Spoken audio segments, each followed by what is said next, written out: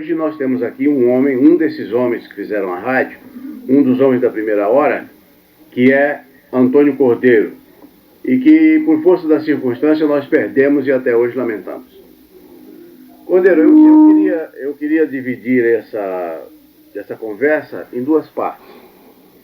A primeira eu quero a história de Antônio Cordeiro. Depois, então, nós começaremos da Rádio Nacional.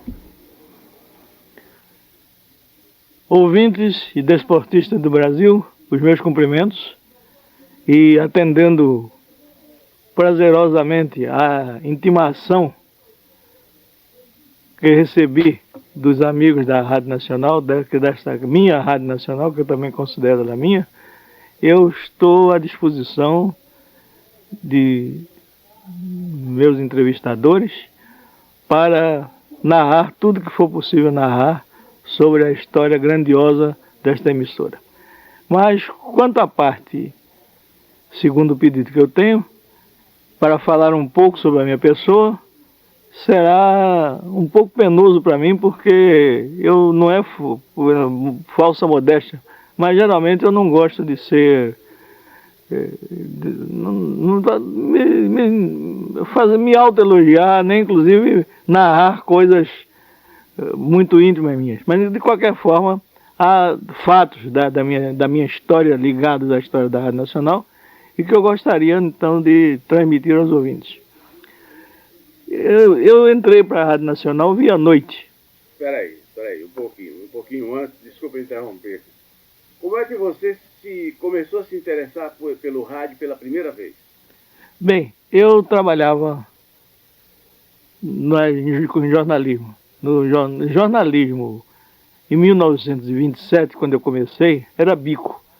Ninguém tinha ordenado, recebia-se um vale quando o distribuidor trazia a féria, então a gente ficava esperando muitas vezes de madrugada o distribuidor chegar para levar os jornais, então com a féria do dia anterior.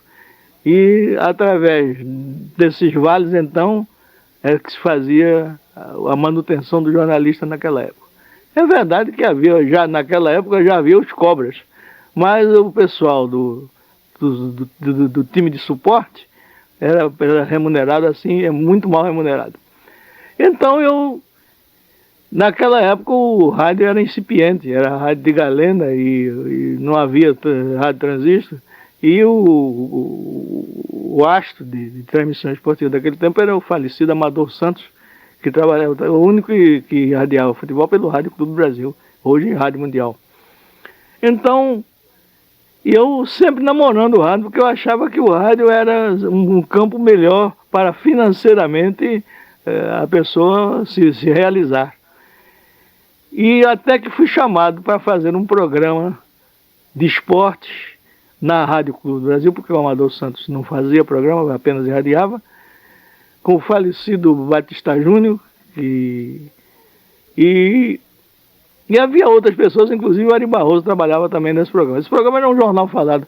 O nome do programa era A Voz do Brasil. Por aí você vê a audácia da Rádio Clube naquele tempo. A Voz do Brasil hoje é a Hora do Brasil, né? A Voz do Brasil. Mas nós fazíamos um programa de 1 hora em que tinha tudo, tinha sessões. Então a sessão de esporte era feita por mim. Ainda aí eu fui ganhando um pouquinho. Aliás, quem foi convidado para fazer esse programa foi o Luiz Viana Filho, que naquela época era redator do Correio da Manhã. Ele não tinha jeito para aquilo, então se lembrou de mim, não sei porquê, que nós conversávamos muito, e aí eu aprovei. Aí acabou a Voz do Brasil, fiquei no ostracismo, vim fazendo minhas notinhas de esporte no Rio Esportivo, depois no Jornal do Esporte, eu sou fundador do Jornal do Esporte também, até que eu fui chamado para a sessão de esportes da noite, pelo meu bom amigo Pilar Drummond, que graças a Deus ainda está vivo. O Pilar Drummond então me incluiu na sessão de esportes e via noite eu vim parar na Rádio Nacional. Em 1936, quando a Rádio Nacional foi fundada, eu estava na Alemanha fazendo a cobertura dos Jogos Olímpicos, aqueles famosos Jogos Olímpicos do Jesse Owens, né? Então, um belo dia recebo um telegrama da noite pedindo para contratar a Marta Egert para fazer um programa de inauguração da Rádio Nacional. Eu nem sabia que ia ser fundada a Rádio Nacional, que tinha sido fundada e que ia ser inaugurada. Então lá fui eu, botei a Embaixada do Brasil no meio, o cônsul brasileiro também, e fomos para a casa da Marta Egger, o Jean Kepura tomando conta como empresário e tal. Não houve jeito, porque ela tinha exatamente para a época, que seria setembro, né? Ela tinha contratos que não podia desfazer nos Estados Unidos, mandou uma carta muito atenciosa, lamentando, e não contratou. Quer dizer, a minha primeira missão para a Rádio Nacional não teve êxito, porque não foi propriamente esportiva. Depois, então, eu, como redator da noite, redator de esporte da noite, um dia eu fui surpreendido com o chamado do falecido Otávio Lima, que era o gerente da rádio e o gerente da noite, né, para substituir o Duvaldo Cosi, que havia brigado e que não viria irradiar o jogo Atlanta e Vasco, que seria realizado no domingo. Na sexta-feira, ele me pegou e disse: você tem coragem de irradiar uma partida de futebol? Eu digo: tenho. Então você vai irradiar domingo. E domingo lá fui eu para o estádio do Vasco, com o microfone de fio comprido, fio enorme. Naquele tempo o Vasco da Gama não tinha ainda cabines para locutores. Alguns irradiavam da tribuna de imprensa, mas eu preferi irradiar da pista. Então eu passei o jogo inteiro acompanhando o jogo pela pista de atletismo e consegui irradiar. Mas saí de lá cheio de carvão, tô completamente esgotado, porque acompanhar um jogo andando, naquele tempo era moço, naturalmente, saiu. E eles gostaram e eu continuei. Mas o resultado é que o senhor Otávio Lima só queria me pagar cachê. Ficou tudo na base do cachê. E foi cachê. E um dia eles fizeram um contrato com a companhia de cerveja para as transmissões de futebol. Então eu fui procurar. O senhor tem paciência, mas eu quero uma situação definida agora, porque eu entrei para a rádio e exatamente o meu sonho é esse, para melhorar de situação financeira. E eu não estou vendo nada disso. Ele disse: não pode, a rádio não tem condições de fazer contrato com você. E ficou naquele lero-lero. Então eu dei uma de valentão. Chegou na sexta-feira, eu mandei um recado para ele dizendo que eu não irradiaria. Se ele não me fizesse contrato, eu não irradiaria domingo. Ele então botou o Haroldo Barbosa para irradiar futebol. Haroldo Barbosa, quem irradiou o jogo, irradiou, coitado, sofreu o pão que o diabo amassou. E eu fui marginalizado na noite por causa disso. Não me davam serviço, eu chegava lá, não tinha ponto, né? Mas chegava lá na hora habitual e tal, não tinha o que fazer. Nesse tempo eu já era subsecretário da noite, já tinha saído da sessão de esporte, já estava como subsecretário. Então eu percebi que aquela situação não podia continuar e procurei na Rádio Tupi. Não, procurei não. Fui procurado por um antigo operador da rádio que estava na Rádio Tupi, e que a Rádio Tupi estava sem locutor de esporte. E o Segadas Viana, falecido Segadas Viana, que era o diretor da rádio, me conhecia, gostava muito de mim por causa do negócio de automobilismo, então mandou me chamar. E eu assinei contrato de 1 ano com a Rádio Tupi em 1937. 800 cruzeiros. Foi um ordenadão naquela época. E passei 1 ano na Rádio Tupi, mas o mais difícil naquela época era receber. Porque a gente tinha o contrato era no papel direitinho, mas o Miranda, coitado, que era o gerente, sofria na nossa mão, mas então, e o Renato Mussi também, naquela época, fazia parte do cast da Rádio Tupi. E foi chamado para o Rádio Clube do Brasil, para ajudar a direção artística da Rádio Clube. Então ele se lembrou de me levar para a Rádio Clube. Naquela época o Galeano era o speaker da Rádio Clube, saiu da Rádio Clube, ele ficou sem speaker esportivo, então me convidou. Eu passei 4 anos no Rádio Clube Brasil. Naquele tempo, o Rádio Clube do Brasil, sem exagero, era um celeiro, um viveiro de cobras. Trio de Ouro, Benedito Lacerda, o Renato Mussi, tinha todos os ases da época, Francisco Alves, todos os ases da época trabalhavam no Rádio Clube. E eu estava nesse meio, uma cobrinha. Então eu organizei o departamento de esporte da Rádio Clube, tinha um programa chamado Onda Esportiva, Inclusive, há um fato que eu me lembro muito ligado agora ao momento atual do futebol. Nós fizemos um concurso de marchas para o Vasco da Gama, para ser o hino oficial do Vasco da Gama. Foi uma das promoções que nós fizemos naquela época no Rádio Clube Brasil. A orquestra do maestro Chiquinho. E a nossa marcha até hoje é o meu pavilhão, que é o hino do Vasco da Gama. Saiu desse concurso do Rádio Clube.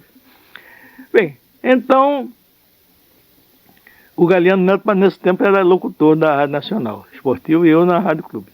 Então, o Galiano Neto brigou com a Rádio Nacional. Então, o doutor Gilberto de Andrade, que naquele tempo era diretor da rádio, falecido doutor Gilberto, ficou numa sinuca, porque todo mundo queria ser locutor da Rádio Nacional.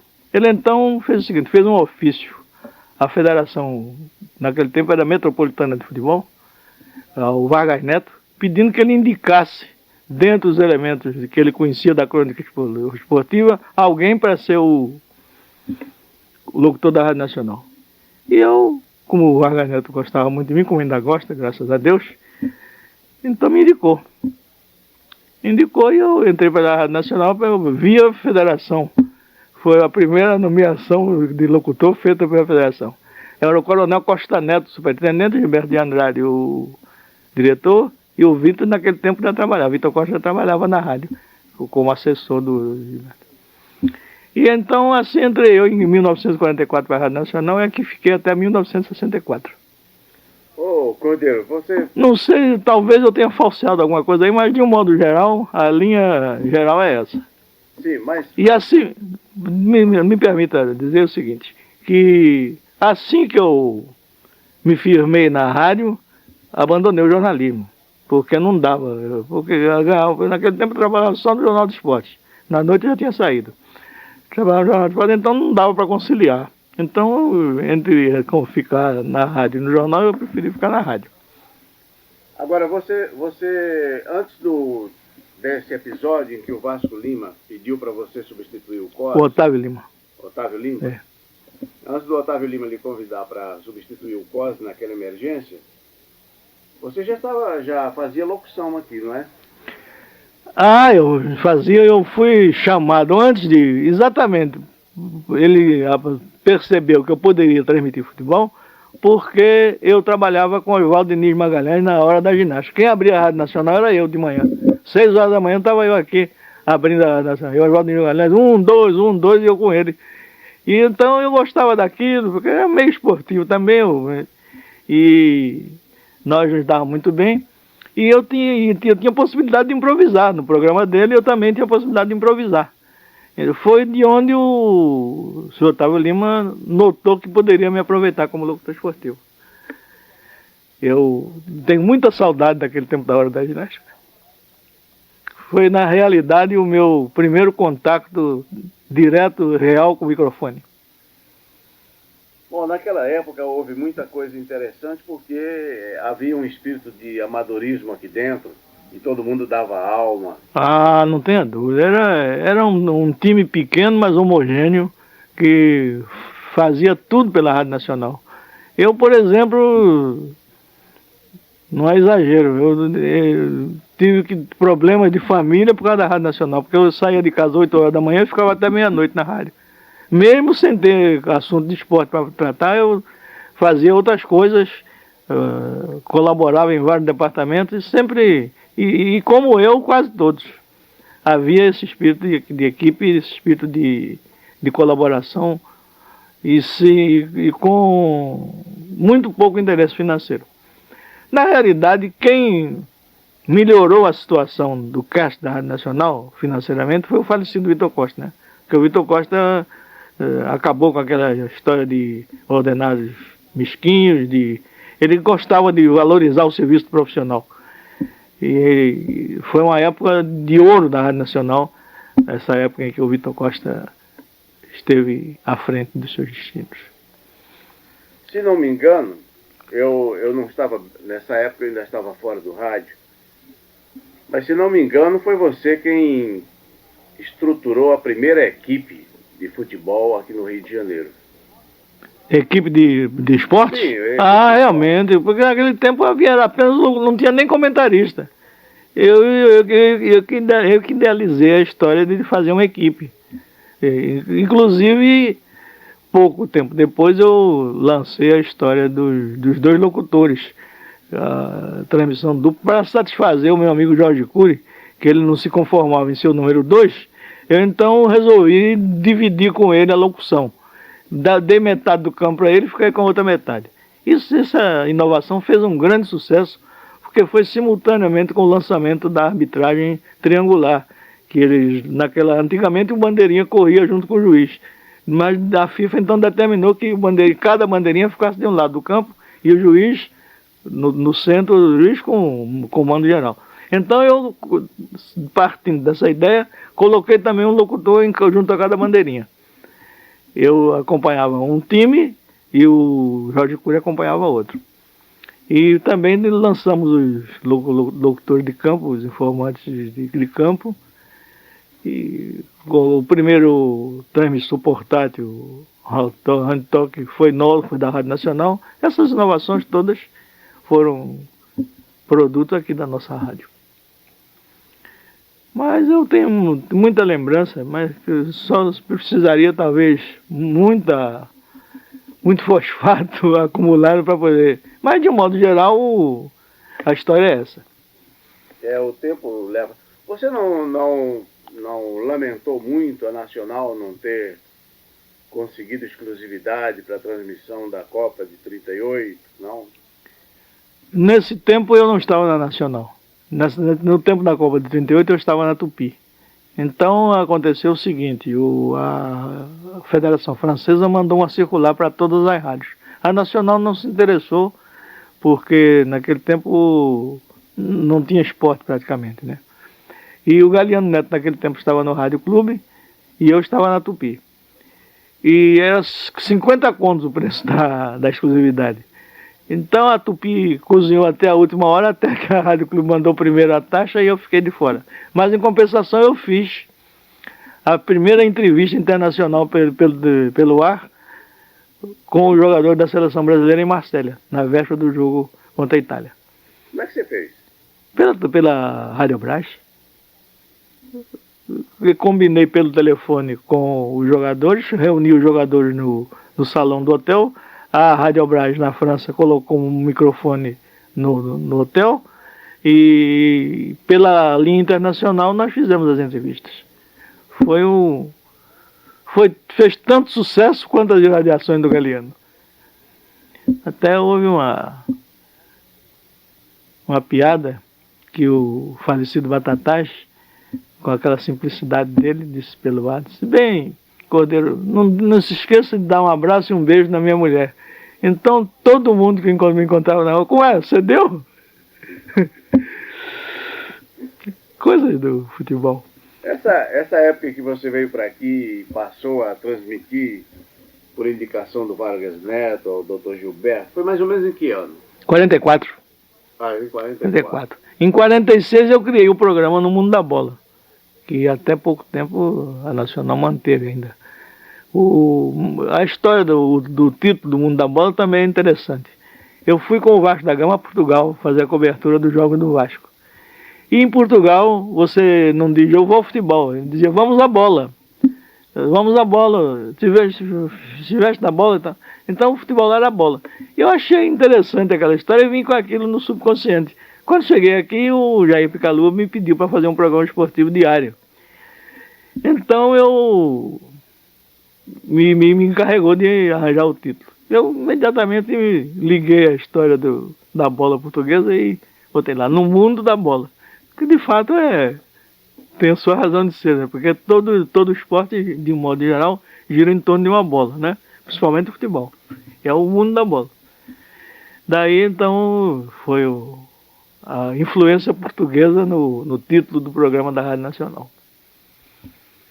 Mas você conseguiu uma coisa que ninguém conseguiu durante anos e anos e anos, que era ser o primeiro. Como é que você conseguia essa audiência imensa? Que eu me lembro, era uma audiência que tinha coisas do Arco da Velha, A audiência do Coisas do Arco da Velha era, todo mundo sabia, era a audiência de espera do futebol. Como é que você conseguiu isso? Eu não considero que tenha sido trabalho meu. Naturalmente eu procurava fazer uma transmissão correta, imparcial, tínhamos uma boa assistência técnica, apesar das dificuldades do momento, mas o poderio da Rádio Nacional, o prestígio da Rádio Nacional junto ao povo, exatamente é que me empurrou. Tanto que a Rádio Nacional naquela época não acompanhava o esporte como devia. Jogos aos sábados nós não transmitíamos. Jogos noturnos nós não transmitíamos porque as novelas do seu Floriano não deixavam. De maneira que então o nosso futebol se limitava ao domingo, que assim mesmo no domingo nós entrávamos em cima da hora, muitas vezes com a bola em movimento.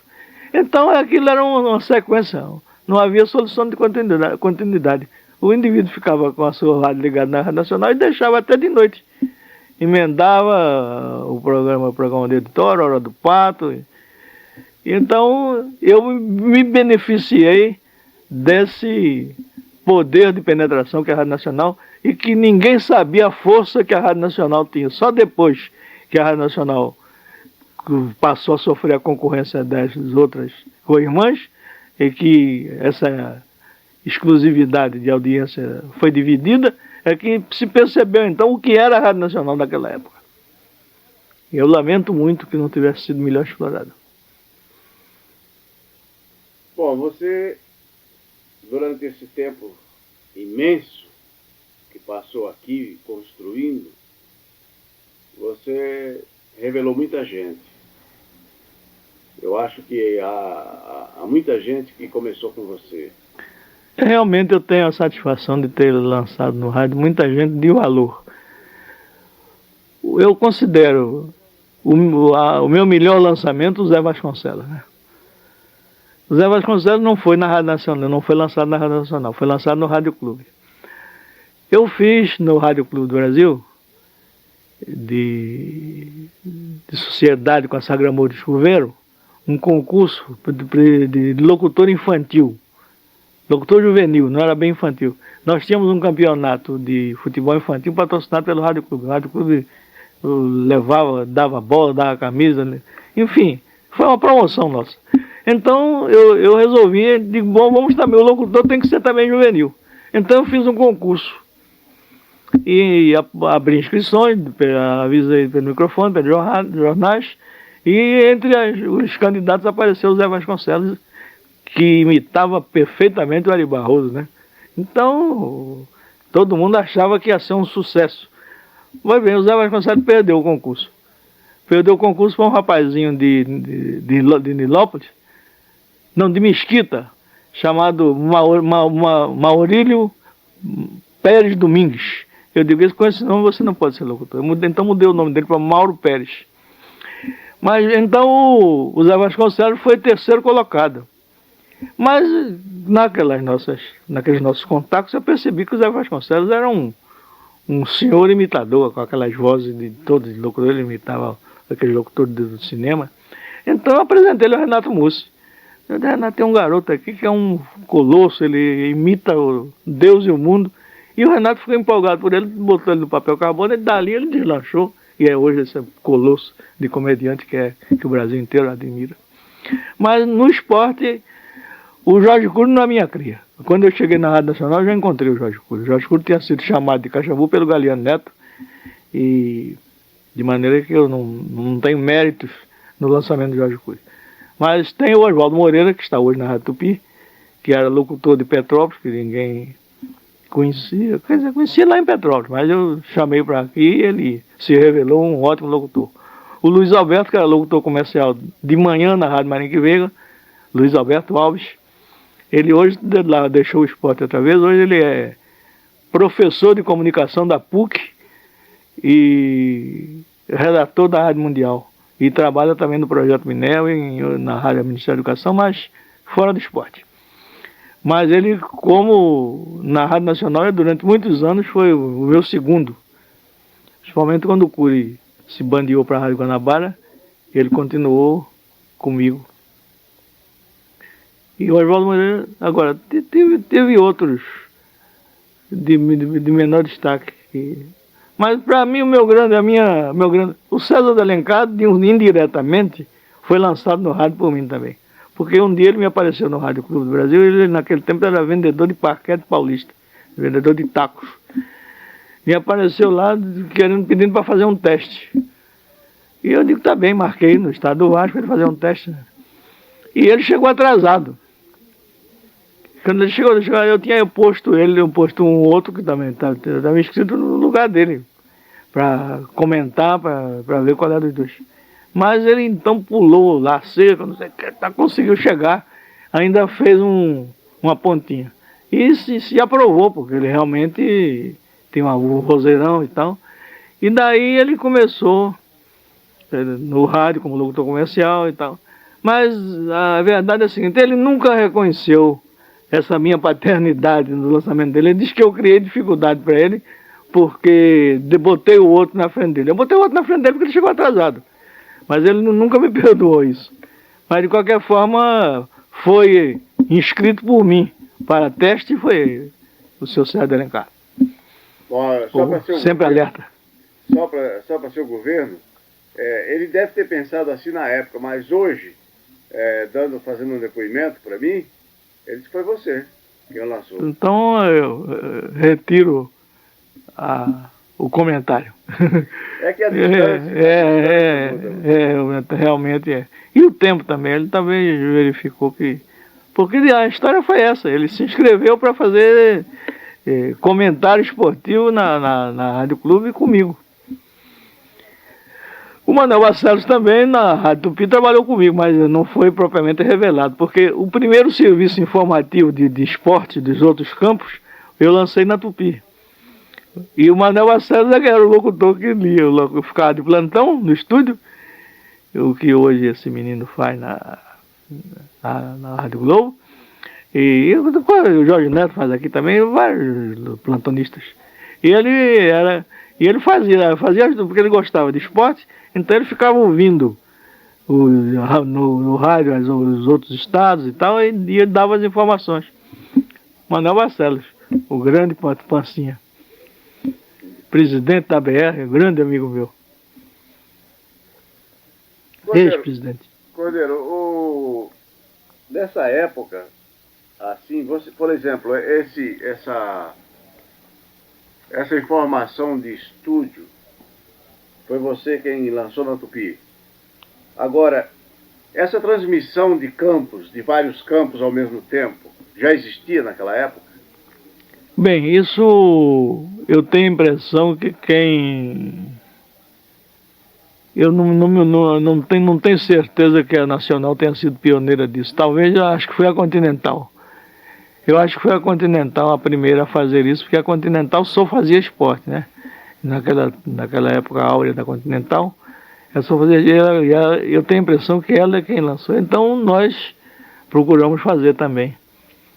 Mas eu não posso acreditar ao meu acervo de contribuições para a Rádio Nacional e para o Rádio Esportes, essa das transmissões simultâneas. Mas a história de transmissão internacional é que é muito interessante, Lorival, porque você sabe que naquela época existiam duas estações particulares que negociavam os cabos, as linhas internacionais. Era a Radiobras e a Rádio Internacional. Então, quem não fosse amigo do senhor Aquino ou amigo do Lengruber, não transmitia. Em geral, para se conseguir uma transmissão internacional, tinha que pedir a linha com 2 anos de antecedência. Você tinha que adivinhar onde ia haver a competição para pedir por carta, que aquela carta equivalia, lhe dava prioridade. Então era uma guerra.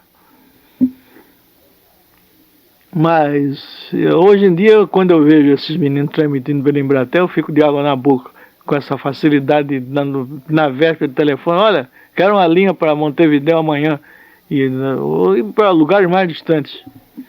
Eu me lembro de uma transmissão que o Ciderão Domingues fez de Israel, de Jerusalém, numa Sexta-feira Santa, a luta que ele teve para conseguir aquela linha. Hoje em dia, Você pode transmitir até os combates entre sírios e israelenses, né? Mas o rádio progrediu muito, graças a Deus. Mas o pioneirismo foi muito gostoso também, porque me dava muito valor. Dava muito valor para os profissionais. Eu me lembro uma ocasião, por exemplo, a seleção brasileira foi se concentrar em Caxambu. E havia um treino no meio da semana. Não tinha linha. Então eu consegui o telefone de uma senhora, que isolasse o telefone, eu fiz a ligação para a Nacional. Agora, a telefônica de Caxambu não dispunha de pessoal para a colocação do fio, para puxar a linha da casa da mulher para o campo do Crackers. Então, eu e um amigo arranjamos uma escada, compramos 100 metros de fio, 200 metros, não sei, rolos imensos de fio. E saímos esticando o fio, subindo nos postos de iluminação de Caxambu, para colocar a linha do campo. E saiu a transmissão. Eu me considero uma das transmissões mais sofridas. Mas levei vários golpes também. Muito bem, Cordeiro, você foi interrompido na fita anterior quando falava das vitórias, mas também levou as suas pauladazinhas. O campeonato 54, por exemplo. Campeonato Mundial de Futebol de 54 na Suíça foi uma guerra, né? Porque, em primeiro lugar, esse problema de linhas que você já sabe, mas a Suíça estava bem aparelhada. Tinha bons transmissores e tal, e prometeu, pelo menos, todas as facilidades. E, por sorte, o som da Rádio Nacional nas primeiras transmissões estava chegando espetacularmente. Mas acontece que as emissoras uruguaias descobriram que as radiações delas não estavam chegando. Então, botaram a embaixada do Uruguai no meio. E foram à Rádio Suíça reclamar diplomaticamente que já estava havendo privilégio, que enquanto o Brasil tinha o melhor transmissor, o Uruguai, 2 jogos do Uruguai não tinham saído. Então eles, amedrontados para querer contemporizar, sem me avisar nada, me trocaram o transmissor no dia do jogo Brasil e Hungria, o jogo que decidia a classificação do Brasil. Resultado, não saiu o primeiro tempo de Brasil e Hungria da Rádio Nacional. Foi dublado aqui porque eles tinham trocado meu transmissor.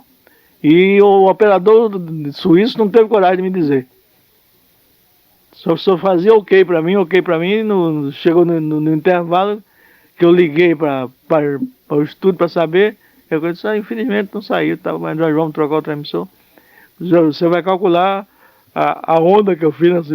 Nessa ocasião aí funcionou também o serviço diplomático. Eu usei todos os recursos para recuperar o meu transmissor. E tomei de novo o transmissor e daí em diante. Mas também o Brasil foi desclassificado, né? Pelo Brasil e Hungria. Só ficamos com o boletim diário. Mas foi interessante que esses locutores que fizeram esse movimento eram amigos meus. Nós comíamos, almoçávamos, jantávamos juntos todos os dias. E naturalmente eles não fizeram, procuraram defender o interesse deles, mas eles não sabiam que apenas ficaram com ciúme que o Brasil estava com o melhor som. E então, mas nessa história de temporadas internacionais eu tenho uma série tremenda de atividade, porque a Nacional, como você diz, que embora dedicando pouco tempo ao esporte, sempre procurou estar presente, graças ao meu esforço pessoal junto aos diretores da rádio, porque eu forçava a situação com a linha. Só nós é que temos linha, não vamos permitir? Então aí eles acomodavam as novelas do Floriano, os programas de auditório do César de Alencar, e os musicais do Paulo Roberto, e então entrava lá o nosso futebol. Mas assim conseguimos, por exemplo, irradiar o Mundial da Suécia. Eu não fui à Suécia, eu até tinha tido um problema cardíaco, não fui à Suécia, a irradiação foi feita pelo Oswaldo Moreira e pelo Cury. Mas a retaguarda foi garantida por mim. E graças a Deus fizemos inclusive uma coisa que todo mundo ficou depois de olho arregalado. Nós, depois da conquista do campeonato, nós tínhamos uma linha na Embaixada do Brasil, onde foi feita a festa de comemoração do campeonato, e só a Rádio Nacional transmitia de lá. E isso, apesar deles terem levado esse golpe, levaram de novo no Chile, a mesma coisa. Ganhamos o campeonato de 62 no Chile, eu fui, comentei e botei uma linha na Embaixada do Brasil, e foi a maior festa que eu já assisti no exterior, comemorando a conquista do bicampeonato mundial de futebol. Foi o campeonato do Garrincha. Mas, e também, outra transmissão que eu considero muito importante na história da Rádio Nacional foi dos Jogos Olímpicos da Finlândia, quando Ademar Ferreira da Silva bateu o recorde mundial do salto triplo. Foi a primeira medalha de ouro que nós ganhamos na era moderna. Não havia linha para a Finlândia, só havia uma linha para a Finlândia. Essa linha quem tomou foi a Pan-Americana de São Paulo. Nós então nos reunimos aqui, nós, a Globo, a Continental, e fomos ao falecido Dr. Getúlio Vargas. E apresentamos o problema. É justo, presidente, que só uma estação de São Paulo vai ficar com a exclusividade, uma falsa exclusividade, exatamente porque só a Finlândia não tem recurso para dar mais de uma linha. Ele disse, não, senhor, resultado, fizemos um pool. Pela primeira vez nós foi feito no Brasil um pool, a Continental, a Nacional e a Globo. E na Pan-Americana ficou com raiva e não quis entrar. Aí ele saiu, não transmitiu. Então fomos a Helsinki, eu, o Valdir Amaral, o Raul Brunini e o Benjamin Reit, pai desse juiz, José Maria Reit. E quem era o chefe da equipe? Edmar Machado. Foi eleito chefe da equipe, Edmar Machado, que não entendia nada de futebol, mas queria fichar a Olimpíada, andava com pastas enormes, querendo fichar a Olimpíada toda. Foi uma gozação. Mas de qualquer forma, transmitimos todos os jogos de futebol do Brasil. O Brasil foi vice-campeão, foi eliminado no último jogo contra a Alemanha. Não, foi vice-campeão não, ele não chegou à final. Ele chegou à quarta de final, perdeu para a Alemanha. Mas foi uma Olimpíada muito bonita e uma das transmissões internacionais que eu guardo melhor recordação. Mas a Nacional teve essa ineditismo também. Ele fez o primeiro pool e graças à nossa interferência junto ao falecido presidente é que nós conseguimos desmanchar a exclusividade da Pan-Americana. O Dr. Paulo Carvalho ficou muito aborrecido, mas dessa vez ele perdeu a parada. Ô Cordeiro, você se considera um homem de retaguarda? Ou você viajou muito, participou muito de partidas internacionais? Sem falar nos campeonatos mundiais, é claro. Assim, sei. O que você me diz? Mas a sua pergunta seria sobre o homem de retaguarda como? Você preferia ficar aqui na retaguarda? Não, absolutamente. Eu fiquei na retaguarda em 58 por motivo de saúde. A minha atividade era no campo. Depois, graças a Deus, eu tinha muito boas relações internacionais, tanto no meio de esporte como no meio de rádio, de modo que a minha vivência com essa gente de esporte aí pelo exterior não me permitia ficar no Brasil. Então, e quando ele não me encontrava, onde está Cordeiro? Não vim no Cordeiro? Era a primeira pessoa que eles perguntavam. E tínhamos outros bons companheiros também, mas eles gostavam muito de mim. Como ainda gosto, ainda conservo até hoje relações com locutores e jornalistas do exterior, graças a essa minha vivência na Rádio Nacional. Mas eu nunca quis ser um homem de retaguarda. Nunca me agradou o trabalho. Mas, embora tivesse a satisfação de trabalhar com os companheiros, quando os companheiros viajavam, eu dar cobertura total a eles aqui, para que saísse. Porque eu visava era a Rádio Nacional. Mas você era um coordenador nato. Coordenador nato. Isso realmente eu gostava de coordenar. E tinha facilidade mesmo de... eu fazia isso sem grande esforço. Apenas com cuidado, né? Uma outra coisa que eu tive muito cuidado sempre na Rádio Nacional é que nós, graças a Deus, durante a minha época foi muito apreciado pelos ouvintes, era a exatidão do noticiário, né? Eu preferia não dar uma primeira mão a dar uma notícia falsa. Eu digo, despreze o furo, mas não dê barriga. Era a minha ordem. E outra coisa também é o negócio de espinafrar. Porque todo rapaz que começa na profissão, jornalística, principalmente de esporte, ele vem com o subconsciente querendo meter o pau no juiz, quer dizer, criticar o dirigente e tal. Então, a primeira coisa que eu recomendava ao meu pessoal da redação era isso. Moderação, respeito pela atividade dos outros, e porque esse é o lema do programa de esporte da Rádio Nacional. Tanto que nós tivemos o Mundo da Bola 14 anos como líder da audiência, né?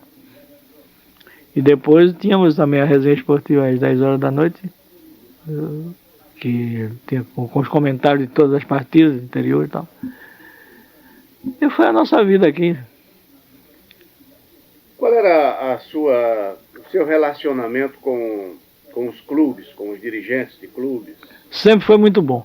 Eu sempre procurei manter, porque embora eu seja fluminense, todo mundo sabe disso, mas eu nunca liguei a minha estima pelo Fluminense ao meu trabalho profissional. E isso ele reconheceu. Tanto que o pessoal do Fluminense reclamava na época: você não é no Fluminense, não, você é Flamengo, porque você não ajuda a gente. Eu digo, eu não estou lá para ajudar ninguém. Estou lá para narrar, para dizer o que há.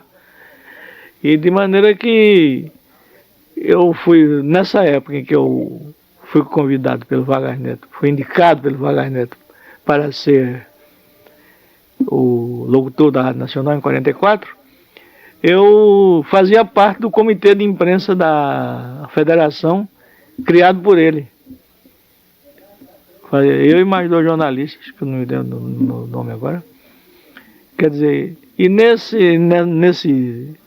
convivência na federação, até hoje eu sou representante da Federação Pernambucana de Futebol, né? Você é pernambucano, né? Sou pernambucano. Desde criança. De Recife? De Recife, da Torre. Mas estou aqui desde 26 e adoro o Rio. Partindo do princípio de que o indivíduo se radica mais no lugar onde vive, eu, sem renunciar à minha condição de pernambucano, eu gostaria de ser carioca na hora. Não sou, mas gostaria de ser. Embora isso tivesse sido muito vulgarizado ultimamente, mas de qualquer forma eu me considero carioca na hora, sem ninguém sem câmara nenhuma ter me dado o título. É isso mesmo. Cordeiro, você não participou só do esporte da Rádio Nacional, você participou da vida da Rádio Nacional. Isso exatamente eu estava comentando há pouco, que eu vivia dentro da Rádio Nacional e naturalmente que a atividade esportiva da rádio, reduzida como era, não ocupava todo esse meu tempo. Então, numa expressão, eu metia o nariz até onde não devia. Até ponta de novela eu cheguei a fazer. Mas a minha maior colaboração era com o departamento de radiojornalismo, com o falecido Herão Domingues, né? Eu vivia todas as grandes iniciativas do departamento de radiojornalismo. E há um outro detalhe também, que quando foi construído o estádio do Maracanã, o Marechal Mendes de Moraes convidou o Vitor Costa para ser o diretor comercial do estádio. E ele me levou como assistente dele. Então nós participamos da construção do estádio. O Vitor com a visão danada. Houve até um detalhe que eu gostaria de contar para os ouvintes, que não tem nada com... mas que ele me encarregou de fazer uma pesquisa sobre o preço do arrendamento dos bares. Então eu descobri que o bar do Vasco da Gama, que era o maior estádio naquele tempo, pagava 30 contos por mês. Naquele tempo era 30 contos, né? E o Pacaembu, que era o maior estado de São Paulo, pagava 15 pelo arrendamento de cada bar. Ele entrando, isso é um absurdo. Então, fixou em 6 milhões o preço do total dos bares do Maracanã. E houve disputa entre os interessados, para você ver a visão dele, né? Eu passar de 30 contos para 6 milhões naquela época, 6 mil contos, ele tinha uma visão danada. Mas, naturalmente, a Rádio Nacional ajudou muito a construção do Maracanã por influência dele e minha. Nós fizemos o possível, a campanha das cadeiras cativas e o que a gente pôde fazer para que esse colosso fosse erguido, a gente fez. E como outras rádios fizeram também. Mas voltando ao assunto da minha colaboração, na época eleitoral, por exemplo, o Heron fazia aqueles placares formidáveis, acompanhando a eleição em todos os setores do país, e eu estava lá, atendendo telefone, tomando nota e ouvindo rádio, uma colaboração total. E não só eu, como o pessoal de todo ele mobilizava a gente de todos os departamentos e funcionava. O resultado é que os resultados eleitorais eram acompanhados sempre em primeira mão pela Rádio Nacional. Mas eu sempre procurei, eu nunca... me lembrei agora de um detalhe interessante. O meu filho, eu tenho um filho homem, né? Já está com 34 anos. E ele, no tempo de garoto, acompanhando a história do rádio, acompanhando o futebol, então a mania dele era ser locutor de rádio. Então o César de Alencar fez um programa, Tal Pai, Tal Filho, e trouxe o meu filho para ir. Mas ele não deu para coisa, não. Ele era bonzinho e tal, mas não tinha bossa. Mas foi a minha colaboração com o programa do César de Alencar, foi essa. Emprestei meu filho para ele para fazer o programa. E ele anunciava um remédio para dor de dente, que até hoje eu mexo com ele. Você participava de outros setores da casa, era um homem ouvido. Aqueles que... É evidente. O conselho diretor sempre... Eu sempre, como se diz, participei, não oficialmente, mas aqueles bate-papo quando havia um problema qualquer, eu estava lá acompanhando.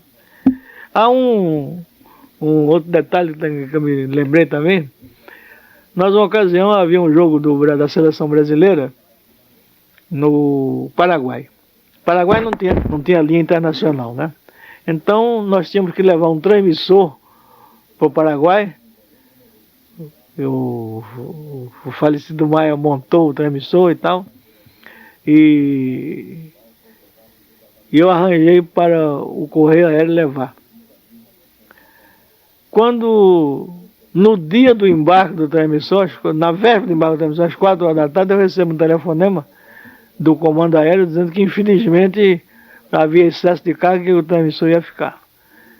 Seu Lorival, eu saí daqui da Rádio Nacional, fiz Praça Mauá, Galeão em 12 minutos, com trânsito, com o Fordeco que eu tinha. Cheguei lá, fui direto para o gabinete do Loyola Daia. Brigadeiro, como é que o senhor faz uma coisa dessa comigo? Mas chorei tanto que ele mandou tirar a tal carga excedente e mandou botar o transmissor. Com moral da história, a transmissão não saiu.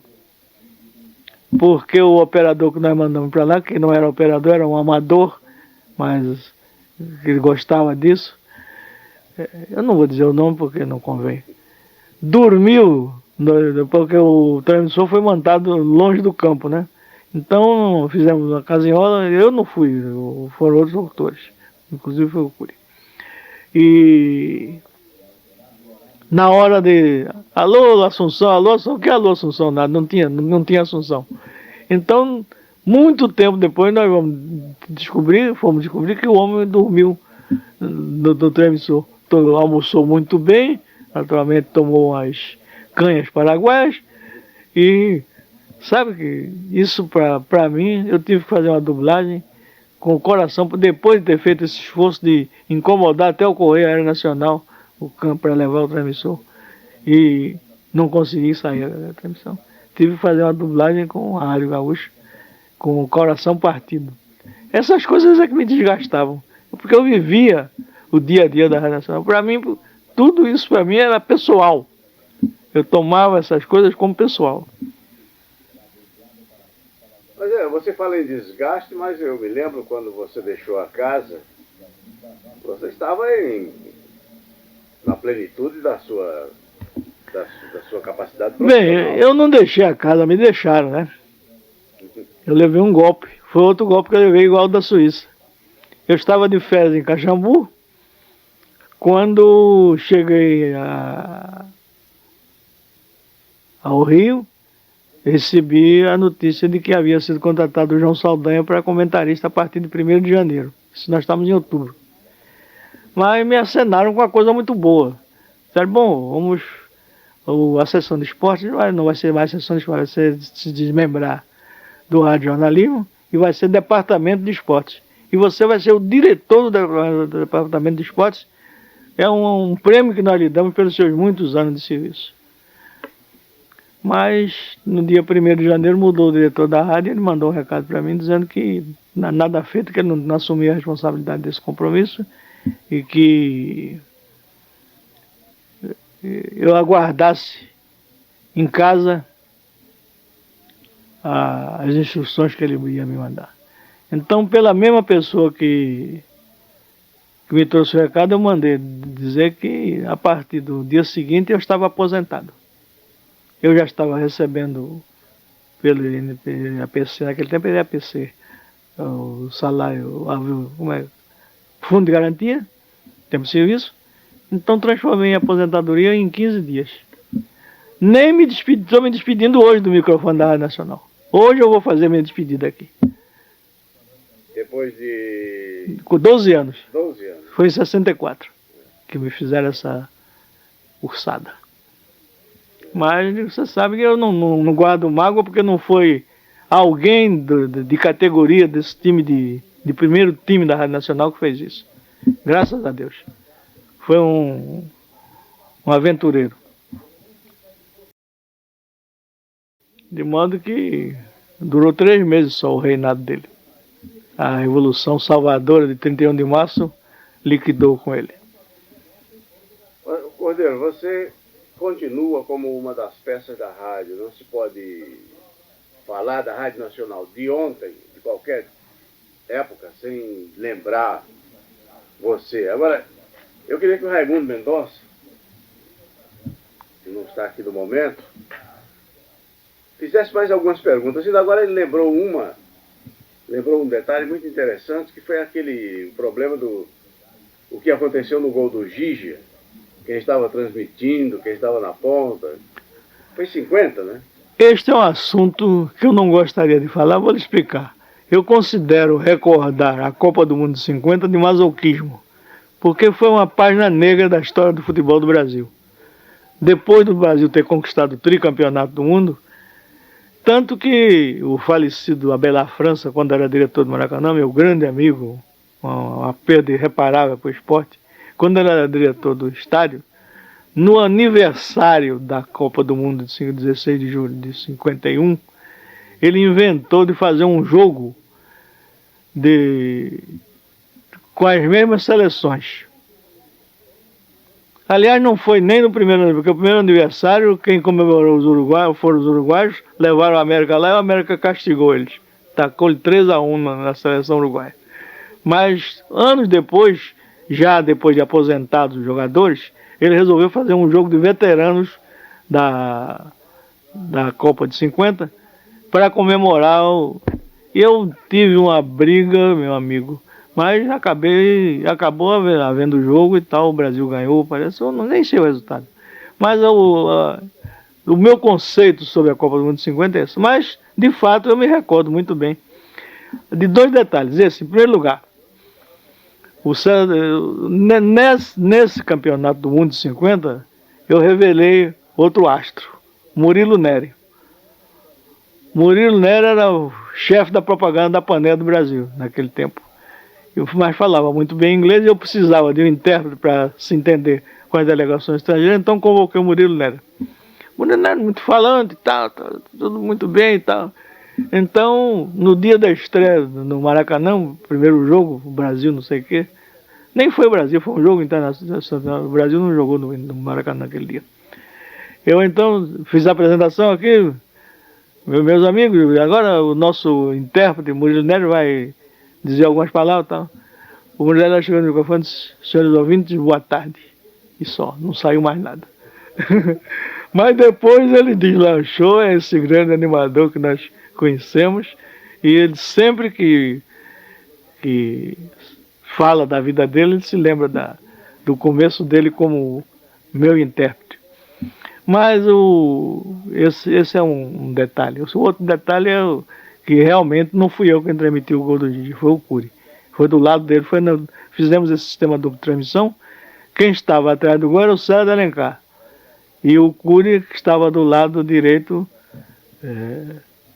estava do lado de onde surgiu o gol da vitória uruguaia. E de maneira que então foi uma tragédia. Eu me lembro bem que quando acabou a transmissão, todas as rádios cortaram a transmissão assim que acabou, no minuto final, os seus ouvintes, boa tarde, tá louco?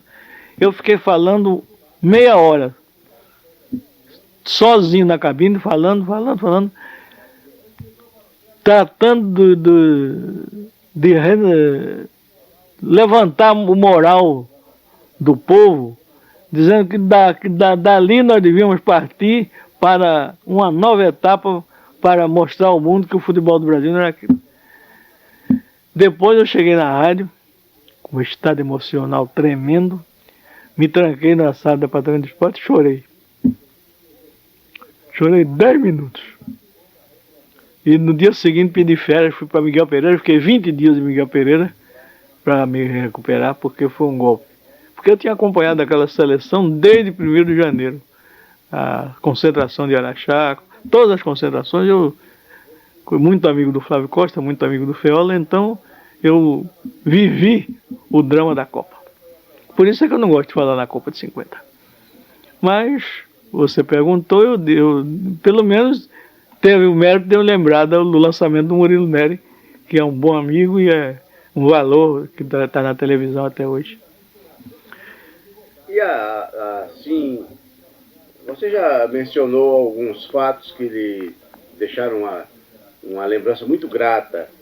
Qual foi aquela que lhe gratificou mais emocionalmente? Bem, foi a Copa do Mundo do Chile, né? A do Chile. Porque a Copa do Mundo do Chile nós tínhamos perdido o Pelé. Você perdeu naquela altura da vida do Pelé, que o Pelé era o que era, você perder ele no segundo jogo e ganhar a Copa com o Garrincha fazendo gol de cabeça, isso não tem dinheiro que pague isso. A emoção foi incontida. Foi a maior festa que eu assisti na minha vida, a festa que se realizou na Embaixada do Brasil no Chile, para comemorar. E uma outra muito grata, embora no outro setor, foi a medalha do ouro da Feira da Silva no salto triplo na Finlândia, né?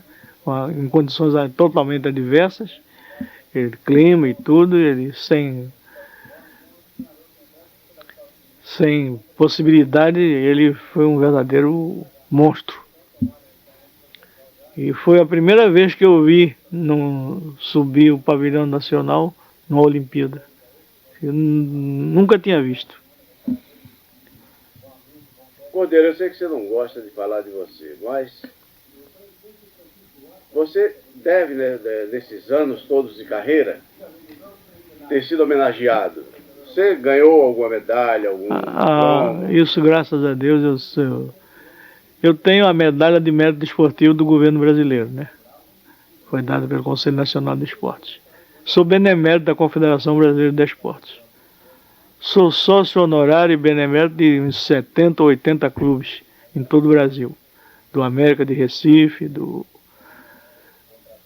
da Associação de Cronistas Esportivos de Pernambuco. E tenho, graças a Deus, nesse ponto, e ganhei, inclusive, o troféu do Velho Guerreiro do Chacrinha, né? Que isso é muito importante. E recebi um beijo da Chacrete. Como é aquela Chacrete muito falada? Apache. Lúcia Apache. Ganhei um beijo. Que criou, inclusive, um problema doméstico, né? Mas está lá em casa o troféu do Velho Guerreiro. E, inclusive, todas as vezes que acabava uma Copa do Mundo, em que a Nacional transmitia, a diretoria da rádio se reunia e me dava um troféu. Eu tenho vários como lembrança do nosso trabalho. Muito obrigado, Cordeiro. Bem, Você tem mais alguma coisa a dizer? Eu queria dizer, antes de terminar, que eu queria me congratular com todos os meus colegas de rádio esportivo do Brasil, porque eu percorri o mundo inteiro, transmiti de todas as partes do mundo, de 4 continentes, só não transmiti da Ásia. E digo sinceramente, ninguém transmite esporte com a eficiência que se transmite no Brasil. Nós temos sem distinção de estado, de local, de capital da República, de Rio de Janeiro, mas a verdade é a seguinte, é que o rádio esportivo do Brasil é o mais adiantado e o mais combativo do mundo. Agora mesmo, nesse torneio que o Brasil levantou nos Estados Unidos, houve uma cobertura de 150 jornalistas, dos quais pelo menos 30 ou 40% eram radialistas. E agora também, voltando àquele tema da metade da minha entrevista, eu queria aproveitar a oportunidade, já que todo mundo anda perguntando que fim levou e não me encontrava, eu quero me despedir dos meus ouvintes de todo o Brasil, dos meus ouvintes do programa No Mundo da Bola, dos meus ouvintes da resenha esportiva e das transmissões esportivas, para dizer que eu ainda estou vivo, estou no Conselho Nacional de Desportos, dando a minha mãozinha lá ao meu amigo Brigadeiro Jerônimo Bastos, e agradeço a lembrança dos amigos da Rádio Nacional, deste humilde colaborador desta grande casa.